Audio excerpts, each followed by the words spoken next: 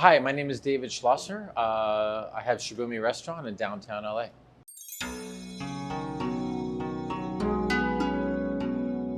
So Shibumi's been open for six plus years now. I've spent the past 28 years cooking. Japan became love of my life 20 years ago by going to Japan and realizing there wasn't really any sushi there. Most Japanese people don't eat sushi. That's when I kind of found the problem in that Americans don't really understand what the food or culture is at all. And this was in like 2000. Anyway, so that's kind of when the birth and the dawn of Shibumi came to be, whereas I wanted to create a restaurant with food that's predating sushi. You know, basically my philosophy of food really came when I had a really deep understanding of Japan, or tried to have a deep understanding of Japan, and that would be like the anti-fusion cuisine.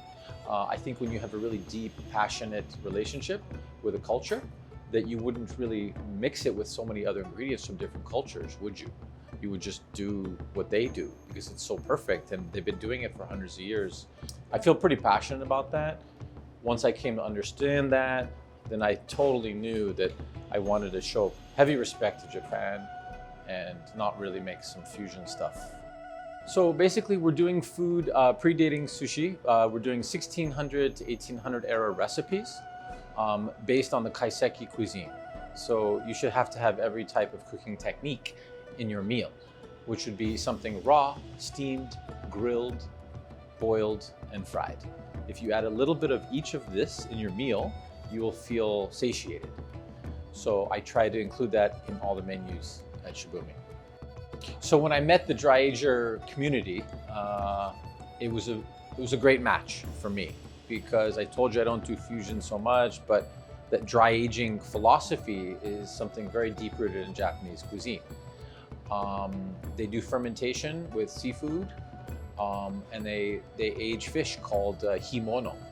Himono is a form of dry aged fish, basically. And then you will heat it up and grill it and put it on your rice. And the drying can be like just for a week or two to a month or two. So it's a big range of the way something is dried. And what that does is increases the inosinic acid, which is an essential amino acid in food that your brain detects as a form of umami. So it's down to a molecular level in which the dry ager does improve the protein. Absolutely.